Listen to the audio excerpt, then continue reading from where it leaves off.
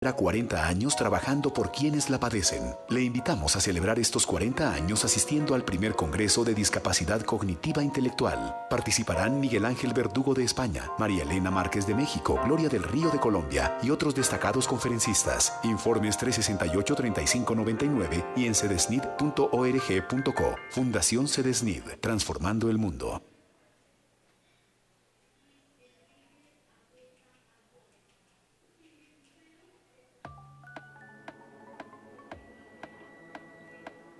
Hola, hoy les quiero compartir algo muy especial de mi vida.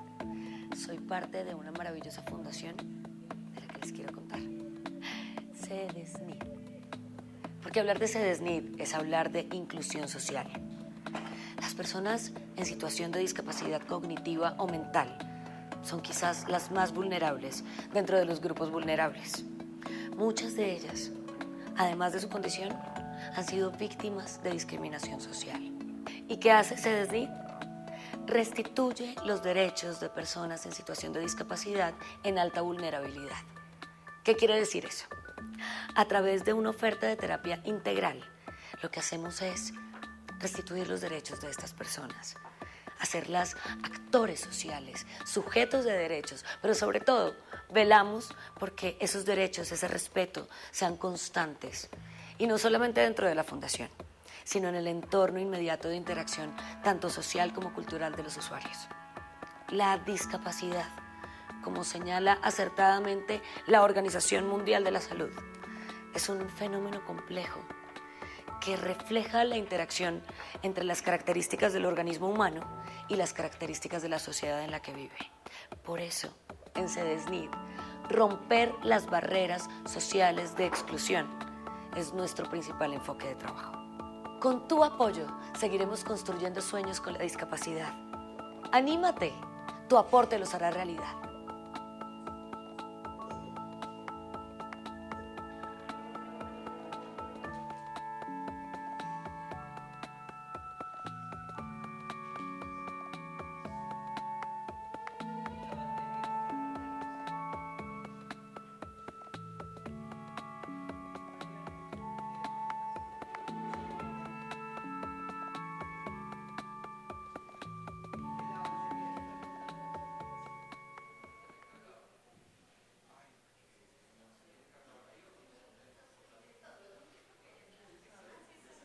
Mi hijo Santiago tiene parálisis cerebral espástica desde su nacimiento.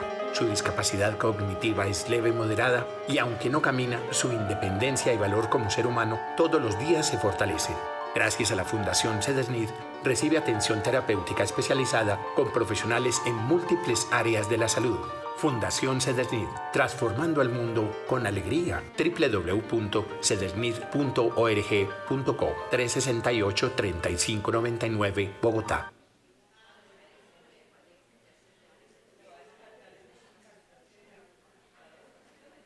Ya están cantando los pajaritos, es hora de despertar. Soy feliz cuando cada mañana viene Julita y me saluda con un fuerte abrazo. Julita me quiere mucho, lo siento en sus manos suaves cuando toca mi piel poniéndome crema. Y cuando me sacan del cuarto, siento la brisa fresca en mi cara.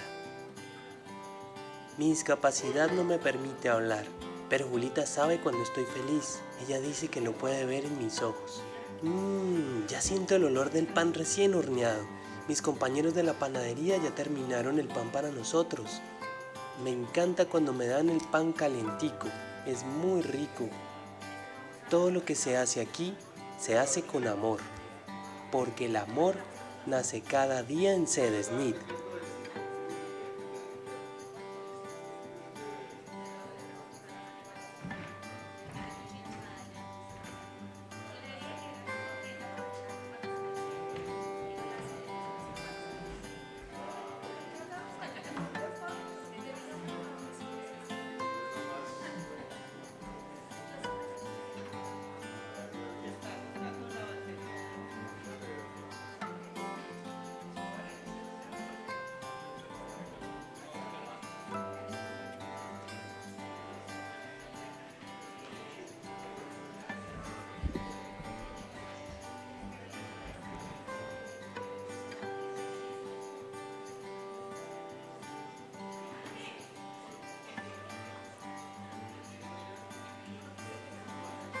Con tu apoyo, seguiremos construyendo sueños con la discapacidad.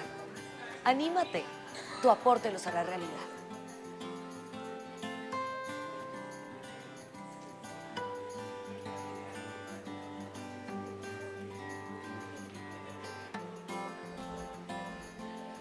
Invitamos a las personas que están afuera a ingresar a la sala para continuar con la última conferencia de la tarde. Ya, creo, sí, ya.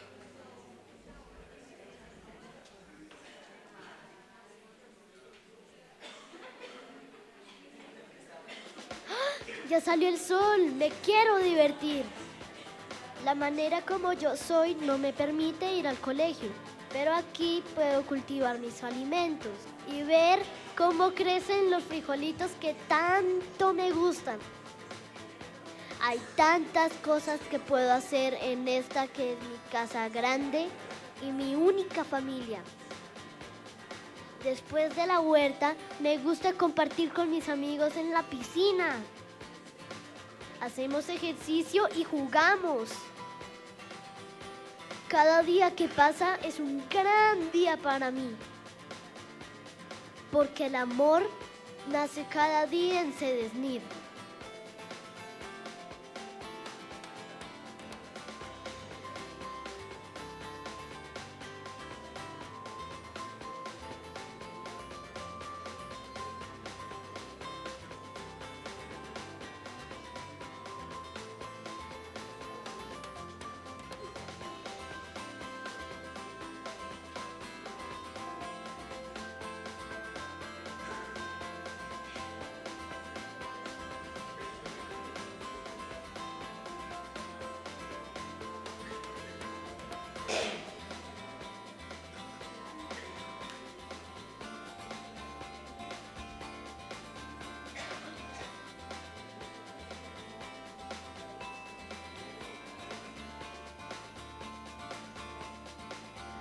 Con tu apoyo, seguiremos construyendo sueños con la discapacidad. Anímate, tu aporte los hará realidad.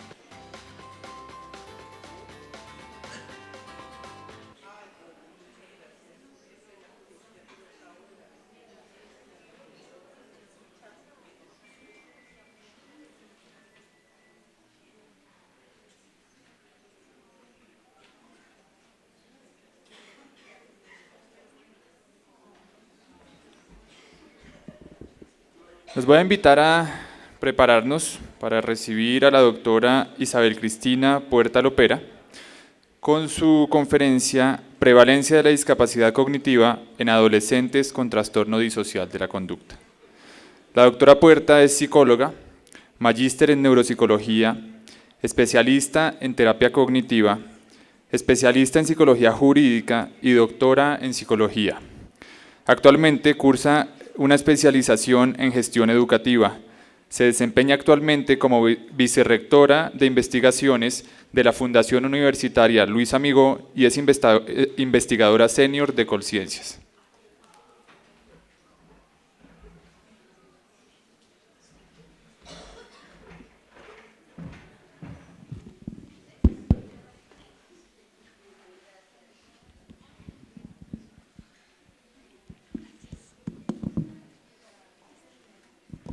Buenas tardes.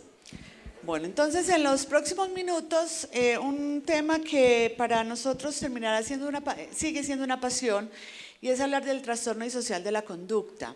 Este es un tema en el cual nosotros estamos considerando a los adolescentes que son aquellos que cometen las infracciones, es decir, son adolescentes y de acuerdo con nuestros criterios de clasificación los vamos a considerar disociales porque aún no son adultos y por lo tanto si fueran unos adultos su diagnóstico sería un trastorno de la personalidad antisocial. Entonces, nos vamos a ir encuadrando y vamos a hablar desde los adolescentes como tal. Por eso vamos a hablar del trastorno disocial de la conducta.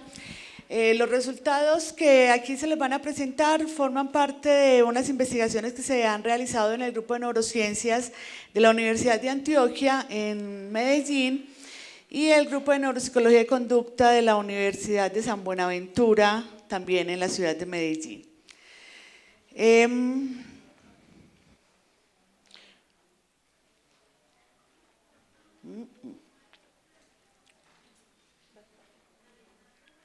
Ahora no.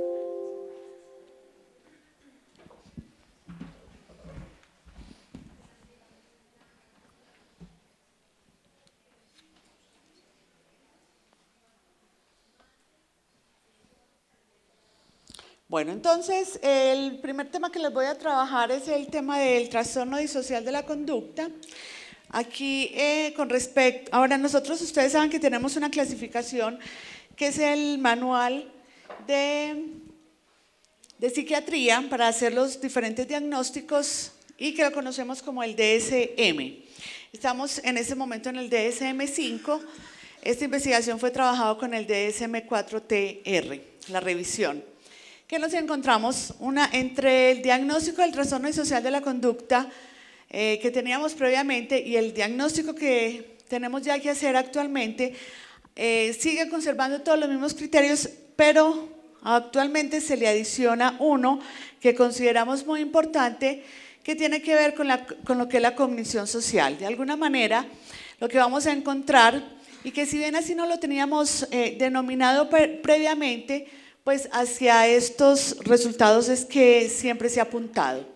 Entonces, en el trastorno disocial de la conducta le vamos a adicionar un aspecto que es la cognición social, la teoría de la mente y lo que es la empatía, que van a ser como los conceptos que les voy a trabajar con este diagnóstico.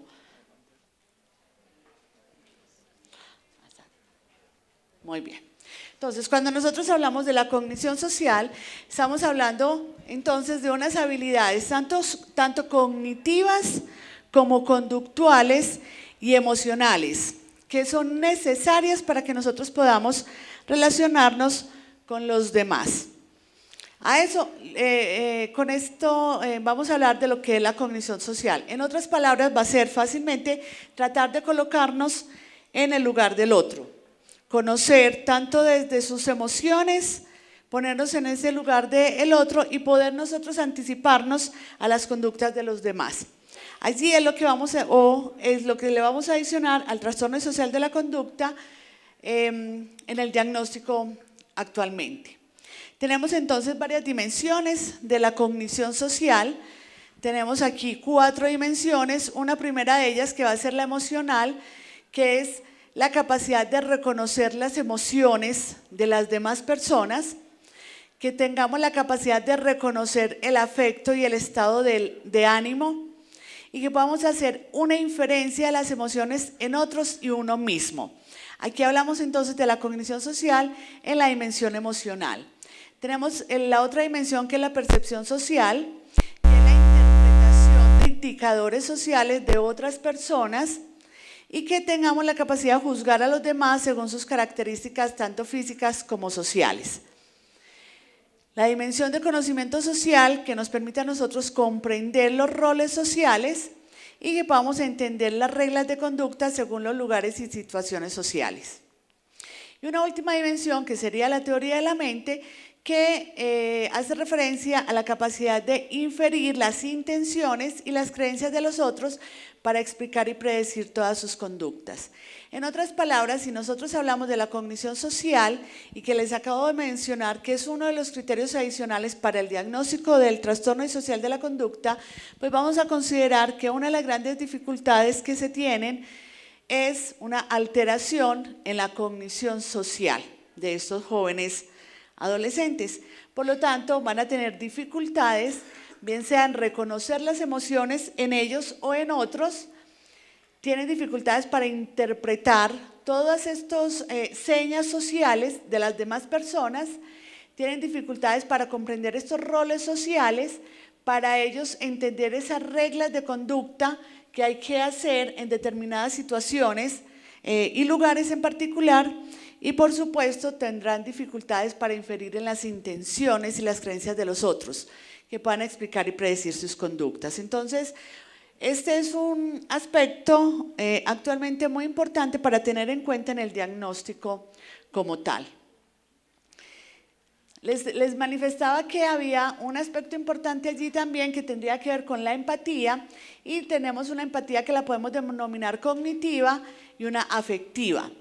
Dentro de la cognitiva, que estamos hablando del razonamiento que podamos llevar a cabo, vamos a encontrar en ellos dificultades en la toma de perspectiva y en la fantasía, esa capacidad de razonar y de ir más allá de apoyados desde la realidad. Y tenemos desde el aspecto afectivo, vamos a encontrar dificultades por tener una preocupación empática o un malestar personal a partir de las actitudes y de las conductas de los otros.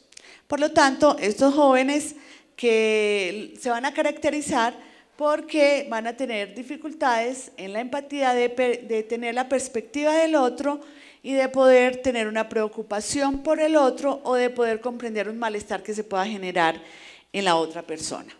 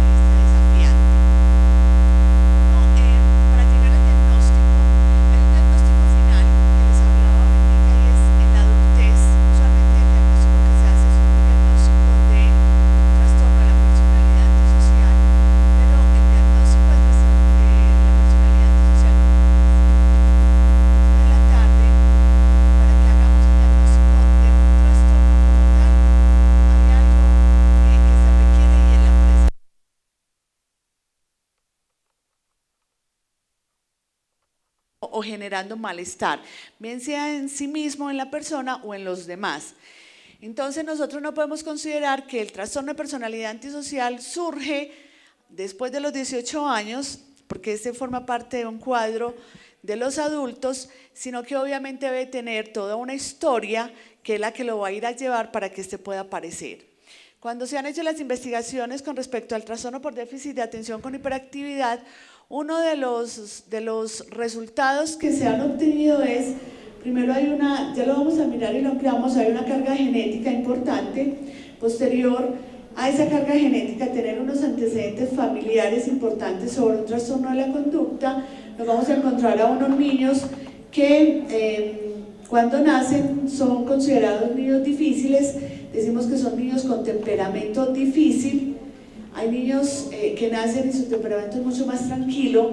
Quienes seamos papás o mamás logramos diferenciar entre uno y otro. Entonces, cada 2 horas el bebé puede comer, pero si es de temperamento fácil, el bebé no llora, pero la mamá se organiza para alimentarlo. Pero si es de un temperamento difícil, la mamá media hora antes ya se está preparando antes de que rompa en llanto el niño. Posterior a eso, entonces, uno empieza a encontrar cierto tipo de conductas que se pueden asociar a un trastorno por déficit de atención con hiperactividad. Y cuando digo que se pueden asociar es porque en Colombia nosotros tenemos una alta prevalencia de